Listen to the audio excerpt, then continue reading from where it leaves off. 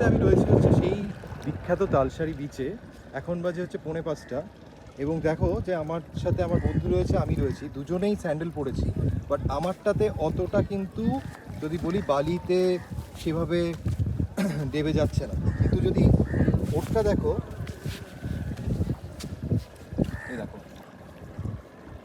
তার মানে হচ্ছে খুব নরম বালি, এবং যেহেতু নরম বালি যার ফলে হচ্ছে এই চোরাবালি যেটা বলা হয় এটা পাটা আটকে দিচ্ছে। তো কেয়ারফুল, জায়গাটা খুব সুন্দর, দেখো জাস্ট ভিউটা জাস্ট দেখো, এবং মানে অসাম একটা এনভায়রনমেন্ট ফটোগ্রাফি এবং এখানে এসে এনজয় করার জন্য।